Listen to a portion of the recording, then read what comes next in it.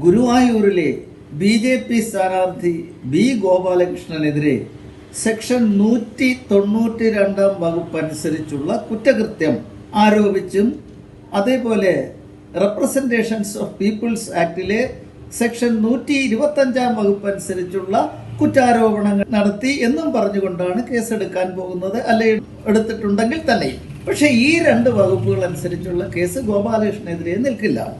192 എന്ന് പറഞ്ഞാൽ വളരെ പ്രകോപനമായിട്ടുള്ള പ്രസ്താവനകൾ ഇറക്കണം, അതനുസരിച്ച് ആളുകൾ ലഹളയിൽ ഏർപ്പെടത്തക്ക രീതിയിൽ അത്ര കാഠിന്യം നിറഞ്ഞവയായിരിക്കണം. അത് അങ്ങനെയൊന്നുമില്ല. ഗോപാലകൃഷ്ണൻ ഒരു സിമ്പിൾ ചോദ്യം ചോദിച്ചു, ഗുരുവായൂരപ്പന് വിശ്വാസമുള്ളവർ ആരെങ്കിലും ഈ ഗുരുവായൂർ അമ്പലം ഉൾക്കൊള്ളുന്ന മണ്ഡലത്തിൽ നിന്നും തിരഞ്ഞെടുക്കപ്പെട്ടിട്ടുണ്ടോ? ഒരു സ്വാഭാവിക ചോദ്യം.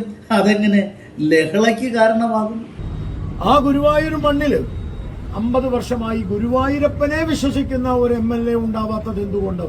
പിന്നെ representations of peoples act 125 attract ചെയ്യണമെങ്കിൽ അത് തിരഞ്ഞെടുപ്പ് സംബന്ധമായിട്ടുള്ള പ്രകോപനപരമായിട്ടുള്ള പ്രവർത്തനങ്ങൾ, പ്രഭാഷണങ്ങൾ, പ്രസ്താവനകളൊക്കെ ആയിരിക്കണം.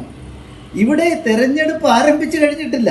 തെരഞ്ഞെടുപ്പിൻ്റെ ഡിക്ലറേഷനൊക്കെ കഴിഞ്ഞ് ഗോപാലകൃഷ്ണൻ തെരഞ്ഞെടുപ്പിൻ്റെ വേളയിലാണ് ഈ പ്രസ്താവന നടത്തിയെന്ന് പറയാൻ ഒക്കില്ല.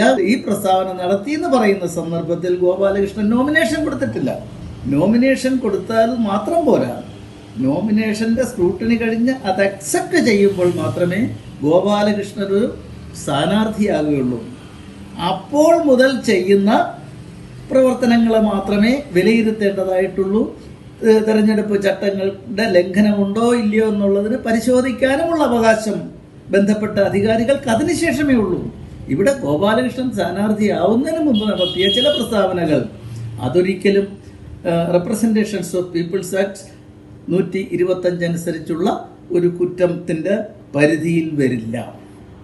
പിന്നെ ഗോപാലകൃഷ്ണൻ്റെ പ്രസ്താവനകൾ അവിടുത്തെ ഒരുപക്ഷെ ഹിന്ദു സമാജത്തെ കൂടുതൽ ഗോപാലകൃഷ്ണൻ വോട്ട് ചെയ്യത്തക്ക തരത്തിലുള്ള ഒരു സംവിധാനത്തിലേക്ക്, ഒരു സ്ഥിതിവിശേഷത്തിലേക്ക് കൊണ്ടെത്തിക്കാൻ സാധിക്കണം എന്നുള്ള ഉദ്ദേശമായിരിക്കും. എന്നാലും അത് ഈ ഗോപാലകൃഷ്ണൻ സ്ഥാനാർത്ഥിയാവുന്നതിന് മുമ്പുള്ളതായതുകൊണ്ട് ഏതായാലും അതൊരു കുറ്റമല്ല.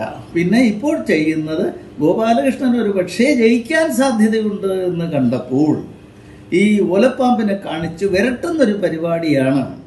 പിന്നെ ഇതിൻ്റെ പിന്നിൽ മറ്റൊരു ചേതോവികാരമുണ്ട്.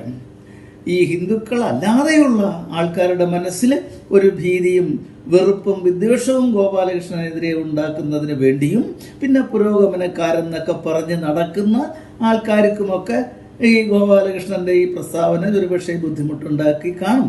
നമ്മുടെ മുഖ്യമന്ത്രി ഗുരുവായൂർ ചെന്നപ്പോൾ അദ്ദേഹം ചോദിച്ചു, അല്ലേ, കൃഷ്ണൻ ഇരിക്കുന്നില്ല അവിടെയാണോ എന്ന്. അത് നമ്മളെല്ലാവരും കണ്ടതും കേട്ടതുപോലെ കൃഷ്ണൻ ഇരിക്കുന്നില്ല അവിടെയാണോ എന്നുള്ളത്. അപ്പോൾ അദ്ദേഹത്തിന് ഈ ക്ഷേത്രത്തോടുള്ള മമത, ഭക്തി, ആദരവ് എന്തെന്നുള്ളത് വ്യക്തമല്ലേ. അയാളുടെ അനുയായികൾ ഒരുപക്ഷെ ഇതിനെ ഗോപാലകൃഷ്ണൻ്റെ ഈ പ്രസ്താവനയെ വളച്ചൊടിച്ച് പ്രകോപനപരമായിട്ടുള്ളതാണെന്നൊക്കെ പറഞ്ഞ് ജനങ്ങളുടെ മനസ്സിൽ തെറ്റിദ്ധാരണ പരത്തുന്നതിന് ശ്രമിക്കാം. ആ ശ്രമത്തിൽ ഗുരുവായൂരിലെ പ്രബുദ്ധരായ ജനങ്ങൾ വീണുപോകില്ല എന്ന് വിശ്വസിക്കാം.